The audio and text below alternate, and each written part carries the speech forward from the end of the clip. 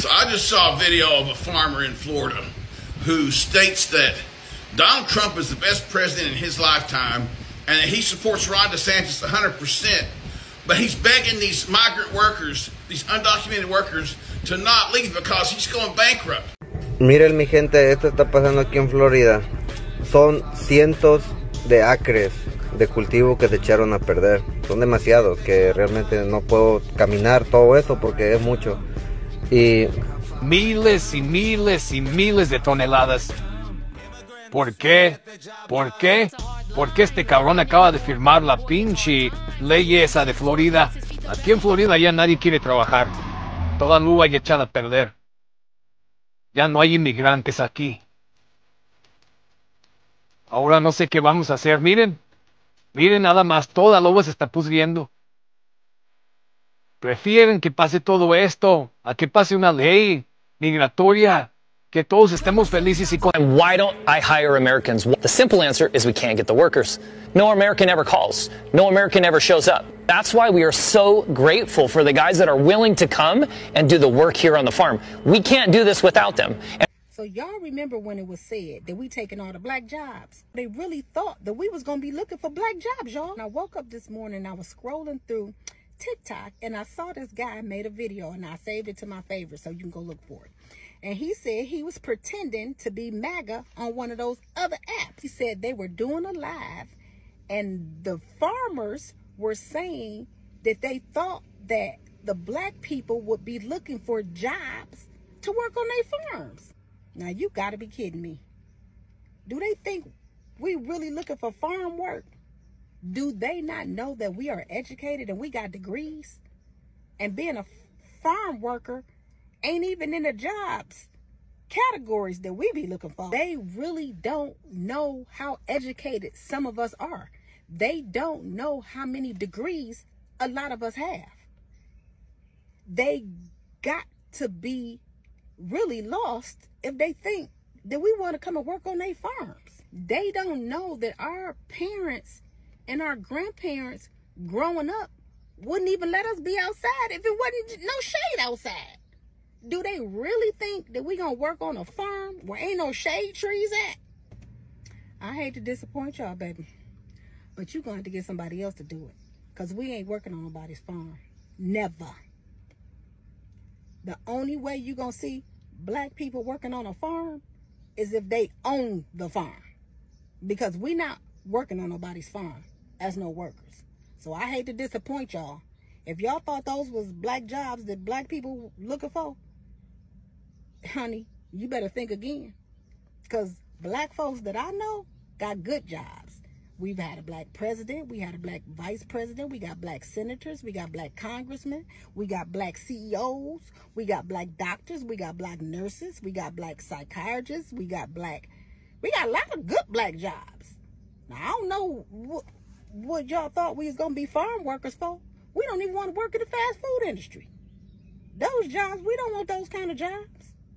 So, I hate to disappoint you MAGA people, but we don't do farm work.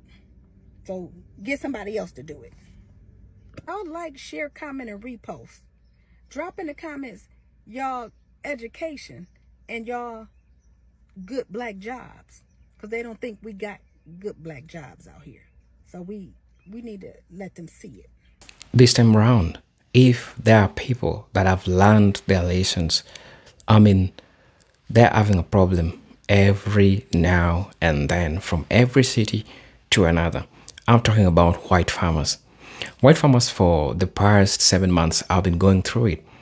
And you look at the decisions that were made as a result of deportation policies, immigration policies. Now, when people go back and look into time when they had a choice of making the right decision, they didn't make. But I'm sure until right now, they're regretting the decisions that they made, because what's happening to them right now, every farmer, every white farmer can give a testimony in regards to what is happening to them, because it's crazy. Something that they thought that will never affect them is affecting them. Remember when all these people supported when Mr. Donald Trump was trying to say that, oh, if you know that you are a farmer, not really, if you know that you are an immigrant and you don't have the documents, you are here illegally, quote unquote, you will be deported when I get into power. And people were celebrating. I wish I could have that clip and show you. People were celebrating. Majority of people that were celebrating are these white conservatives, especially in these states where people practice farming, white farmers in short. While today it hits them that I don't understand the double standards that they had before. Because look, these people are holding these Latino immigrants. They are undocumented and they work for them for a bare minimum money. And that means that they still detain them illegally in the country so that they can reap the benefit, get the produce without putting much inputs. In short, that's the payment that all these people are being paid. But right now it turns out that the farms are rotting on the farm. I mean, the crops are rotting on the farm and ain't nobody is going to pick all these crops. And this is so devastating because as time goes, it gets crazier. It started with Texas. It went to Florida. And right now, it's going in different states that has white farmers. I'm not trying to make white farmers look like bad people, but that's just at least the truth. They should have made the right decision by ensuring that the people that were working on their farms had documents. Funny thing, which is so diabolical, is that when Mr. Donald Trump was trying to say that if you know you are an undocumented immigrant and you are here, you need to be deported. That's what happened. And right now, it's getting crazier and crazier. So do you think that's karma? I don't know. Let me know in the comment section. Now, I want us to watch this video. I'll be back with my commentary. As you know, I'm your host and presenter, G-Talk Stories. But until then, let's watch the video. I'll be back with my commentary as usual. Understand, MAGA, why aren't you guys in these fields in Florida? It's super weird. You guys need to get in these fields. This is your dream, not ours, MAGA. Get in these fields and pick the food. I'm so confused where you all are at. You guys are, and believe me, I've done the research. You're all not college educated. This is where you guys should be at. You said a job is a job. That's what you guys said. You said that immigrants were taking our jobs. So you guys need to get in these fields and pick the damn fruit and vegetables. You wanted this. Where are you at? I don't understand why you guys aren't picking all the fruit in the fields. Get in there and get our food. Wait, you mean to tell me Americans don't want to pick lettuce for $2 an hour? No. Now the farmers are crying because they can't find any workers. Ain't that something? After you pushed out all of the immigrant workers who actually did the job, now you're standing around wondering why Chet and Kaylee won't come pick your cabbage in 100-degree weather for $4.75 and a Capri Sun? Y'all really thought folks were going to jump at the chance to break their backs for pennies on a dollar. But you know what's even funnier, y'all? Some of these farmers say the American workers they do get, they don't even last the whole damn day. One guy said somebody walked off by lunch, and honestly, I support it. Listen, I wouldn't be out there picking strawberries and fighting bees and being dehydrated just so that farmer could sell those strawberries for $12.99 a box at Whole Foods. Negative. See, they've been telling you this lie for years. They took our jobs. Nah, Americans, you didn't want those jobs. You just didn't want them to have the jobs either. Now look at you, a field full of crops and not a soul to pick them. Next time, think twice before turning labor into a culture war. Because now, it's just you and your own damn tomatoes. Policy decisions have consequences. I've said that before. And you might like what you get on the front end, but you might not like what you have to pay on the back end. See, farmers in Florida, especially tomato farmers, they're finding that out. There was a farmer interviewed on a Miami TV station, and he said that, you know, there's two policies he kind of agrees with. One is the immigration policy, right? He says, you know, I know we gotta do something about the borders, both north and south, but it's impacting my ability to keep staff because Now, a lot of my people don't show up for work. I mean, he understands that nearly half of the immigrant workforce that works on farms like his are undocumented. People are scared, both legal immigrants and undocumented immigrants. They're afraid to come to work. And he's been forced to try to hire people at a higher wage, which cuts into his profit margin, which is probably pretty slim to begin with, right? And then there's the tariff policy. See, Donald Trump's put tariffs on Mexican tomatoes. He's a tomato farmer, owns 4,000 acres in Florida and California. He said in Florida it's gotten so bad that he has to plow over fields of good tomatoes because he's got no one to pick them. And now that Mexico has been hit with this tariff on tomatoes, they're trying to get ahead of it and flooding the market with tomatoes right now. What do you think that does to the price of tomatoes in the United States? Drives it down. See, this farmer before, he was getting about $16 for a box of tomatoes. You know what he's getting now? $3 to $4. That's how much the market's collapsed. He needs about $10 to $11 just to break even. Think about the export side. So Canada's put a 25% tariff on watermelons coming from the United States. What do you think that means? Canadians might not want to pay the price. They're exporting a lot less watermelons. Farmers that are farming watermelons are feeling the pinch too. You see, you might like the policy. It might feel good on the front end. Yeah, we're closing the borders. Yeah, we're going to show them. We're going to put tariffs on them. But are you willing to pay the price on the back end? Some of you are. Some of you are really getting hurt by it. Be careful what you wish for. You just might get it. You might not like it. Y'all, I'm gonna whisper because my daughter's sleeping literally right next to me, but my mind is blown. I live in Davie in Broward County, Florida, well, close to Davie, and there's a farm called, I'll post it here, but Family Farms Davie. It's next to Western High School. And I've been seeing videos lately from my friends going around of their cows being like anorexic and super skinny. So I know people that go and feed them like cheese or watermelon or whatever. And I was just scrolling Instagram and I saw that the owner, something Hoover, was arrested on 16 counts of, I'm gonna just post it, but like animal cruelty, abuse, and death. Looks like we will never be going back there. And I hope these animals are taken to a better place. Channel 6 News is there right now. My friend just went and saw, and they interviewed her and everything. And she's like submitted proof that he was abusing the animals. There's so much proof out there, it's crazy. But just hold on. Okay, so this was them posting that they're closed because literally their owner got arrested yesterday for killing animals. So, a serious question. If there are no migrant workers in the carpet farms or small farms, who's picking all of the fruits and vegetables?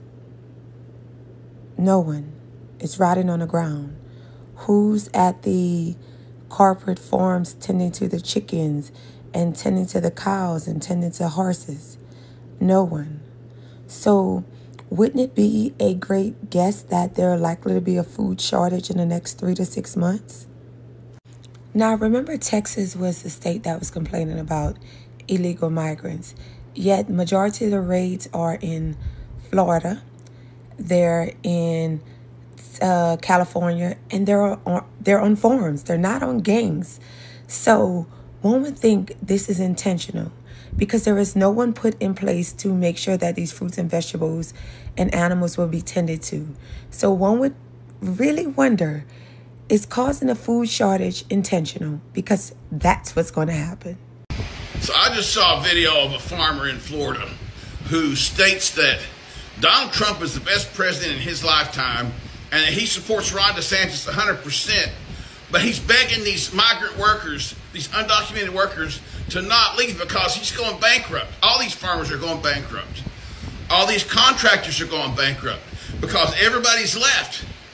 Because this law that they just passed makes it illegal. Like if say I'm working with someone who's undocumented and I'm giving them a ride home and get pulled over, I can get arrested. Not just can they get sent back, they can arrest me. And then the farmers are trying to say, oh, it's been misread and it's been lied to in the press and don't believe it. It's they're panicking big time. They have fucked around and they are in the find out stage. And I just think it is it's beautiful. It's delicious. It's just chef's kiss. Just seeing how this farmer panic and seeing him trying to talk to, he'd say something and then the interpreter would repeat it. And the things this guy was saying are not the kind of things that are going to keep undocumented workers here. There's plenty of work for them wherever they want to go. There are a lot of jobs that Americans don't want to do that undocumented workers can get. And there are a lot of places where they're appreciated instead of persecuted. So I just think it's hilarious that they're finding out now that there's going to be some serious consequences to this. And wait till you find out what tomatoes are going to cost in 6 months. R.T. Gargiulo has a huge tomato. Most of the tomatoes in the United States are grown in Southwest Florida. And they have a huge tomato operation there. And they don't have any workers. And it's going to be bad. There's literally strawberries and things like that rotting on the vine or on the plant. They can't get anyone to come and work. Where is MAGA when you need them? Nowhere to be found. MAGA, look. Here's a Florida farm that needs employees. You said you wanted your jobs back. Look at all these jobs. You see all these trucks that's parked over here and all these crops, vegetation and fruits that's planted in Florida, which is a red state, by the way. Do you notice there's nobody on these fields? Take a very close look. No one is on these fields. You said you wanted your jobs back. Now you got your jobs back. Now get to work. Okay? And they'll say, well, what are you saying? People should just run around and be illegal in America? No, that's not what we're saying. What we're saying is the people who had their documentations and had a chance to get their self on the right side of the law, why didn't you give them a chance instead of chasing them down, dragging them out of schools, graduations, out of their homes? Why didn't you give them a chance so they could go through the system, get documented, and work in peace? That's all we're saying. Okay? Because I know a lot of you will get this twisted and try to twist stories and tell, well, you want to break the law. No, we want to do the right thing by people. We're human beings. That's it. A lot of these people had their documentations in the pipeline to become legal so they can work in the United States. But you made sure that you sent ICE to take it away. So here's your job. Go knock yourselves out. Okay? And don't think you're going to get a pay increase from these farmers either. You still get the same pay, no matter what. You understand? Now, peace.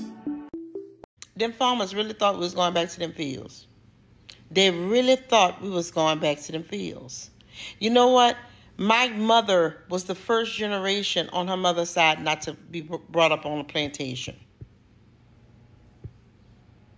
Not to be brought up on a plantation. That's what I said. My grandfather had a 3rd grade education, but he left my mama 2 houses, property in the bank, property and money in the bank, with a 3rd grade education. And guess what? He worked in fields. My great grandmother worked in fields and cut that cane just like a man. You hear me? And if you think that Eddie Lewis and Victoria C. Jones and all the rest of my ancestors bust their tail in them fields for us to go back to the fields, absolutely not. That's not progress. We're trying to heal from ancestral trauma. We're trying to heal from that. That ain't happening. That produce could rot in them fields before we go back to them fields. They need to let them know that. So I was on YouTube and I came across this video claiming that white farmers are outraged that black people do not want to work on their farms. And I thought it was fake because I was like, this has to be like clickbait or whatever. So I searched and I came across Facebook, and y'all, the comments were wild. I still wasn't sure if it was real. So I tried to go to the staffing agency's website, and y'all, apparently so many people went to their website that the website crashed. So I figured, okay, maybe this is actually real. So they're basically offering $11 an hour to pick blueberries, 9 to 10 hours a day, 7 days a week, from May to July in Louisiana heat. Now, I never heard of Laranger, so I decided to look it up real quick. So here's some info. And just so you know, my source is this website called places.us.com. So anyway, livability is a C minus. Population is less than 6,000. Demographics is almost 91% white, followed by Black, then Hispanic, then Indian, then Asian, and pretty much 0 Hawaiian. I saw that they voted Republican in 2020, but it probably doesn't take a genius to guess how they voted in 2024. So that's just to give you a little info about the town. So anyway, back to what I was saying. So $11 an hour is what they're offering. Full-time, 7 days a week, 9 to 10 hours a day. Now, according to salary.com, Louisiana's minimum wage is $7.25 an hour. So this is a bump. But let's be real. Now, for some people, they might say, oh, it's a job. Go work it. It's a job. But it's not a job, you know. It's more like a sentence.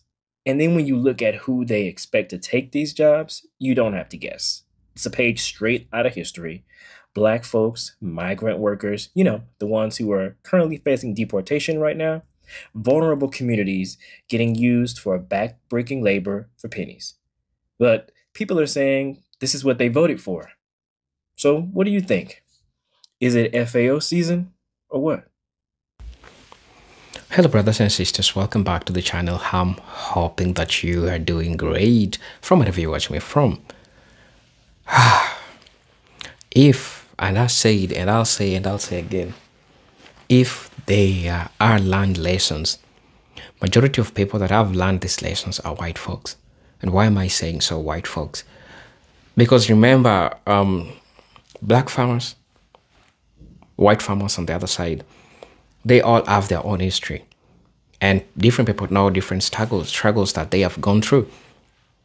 To begin with, white farmers, they had the opportunity of bringing unity, of finding a way of working together, of finding a way of finding labor to work on these farms. But first, what they started by doing, they started by eliminating what they termed, quote unquote, competition. And competition from who? Competition from black farmers. And when they did this, these really affected them negatively because there is no collective voice. And right now, when we see some white farmers trying to ask, why is it that black farmers are not complaining about this? Brothers and sisters, you are the one who sabotaged for yourself. And what is happening as a result of you sabotaging for yourself. Because the fact that you didn't want a black farmer to have the same arena in farming like you, what you did, you removed collective voices. I'll give a perfect example, and this is what happens. Failing to stand for other people, and now it knocks your door. That's when you realize that it's going crazy. And this is a life lesson on also. There was this woman who was washing maybe utensils or clothes, I don't know. The setting of this story is in African traditional society. Now, this woman was washing, let me say you was washing utensils. And then she had noise from somewhere around the neighborhood. And the noise was like, hey, help us catch this hyena. The hyena is eating our livestock, right? That's the sheep and the goats. So this is what happened. The hyena reached this woman's house.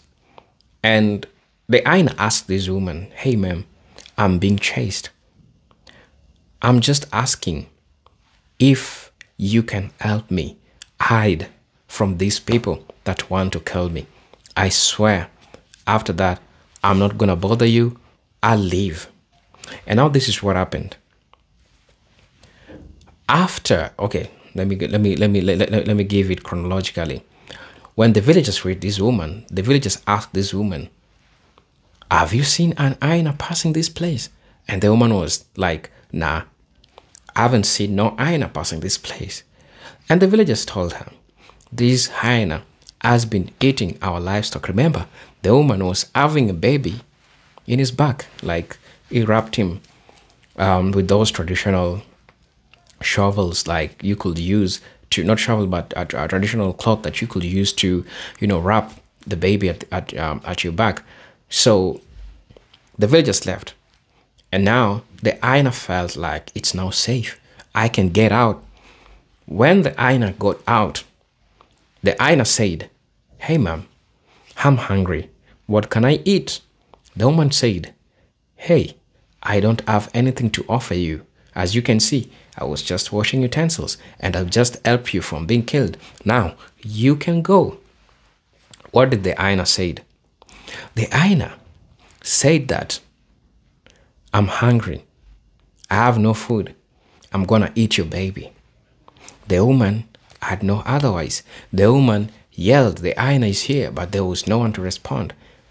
This is the same case scenario with white farmers. When everything was favorable to them, when black farmers were going through hell, they didn't help. They didn't come out to fight for them. Instead, they participated in this sabotage, same as what this woman did. They participated in chasing black farmers out of their farm. They participated in burning down black farmers' houses. They participated in burning the crops of black farmers. And right now, what is happening to them? The tariffs affected farmers. Immigration laws affected farmers very, very badly. And I'm understanding right now, all that is happening indeed is karma. And allow me to tell you that confidently, unapologetically, without guilt, this is karma. We need to cultivate a society that you can have a voice for other people. For instance, if Mr. Donald Trump today decided to increase tariffs, which indeed affected farmers, the imports and exports, and now the immigration laws that he introduced, that is affecting everyone. This is what that could have happened. Since we had a lot of black farmers and white farmers, collectively, they could have stood together and fight, because the United States doesn't take the black voices for granted. If you try to look at history, civil rights movements, the Black Lives Matter, how all these black folks marched on the street to make this a possibility.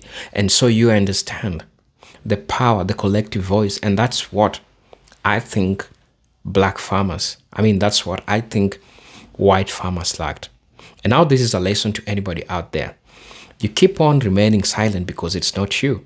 But until then, something happens to you. That's when you learn that indeed, we needed different voices. We needed all these folks so that this can work. And I honestly don't know what testimony these white farmers are giving out there, but it's really hard for them. I think yesterday I saw on TV when some tomatoes were being crushed by a tractor simply because they're rotting on the farm and there's no one to pick them. Yeah. So that shows you how crazy it is. And then they have the guts to still ask black people to go and work on their farms, without forgetting that black people has an history of working in these people, which also triggers something to do with post-traumatic syndrome when black people were working on the farms of white folks. So we could discuss and we could talk about different things at this point, but at the end of the day, we need to have a standing that remaining silent in a situation of an injustice is a complacent injustice. I'm your host and presenter, Jintok Stories, but until then, let me see you in my next video. Peace, love, and harmony. Salute.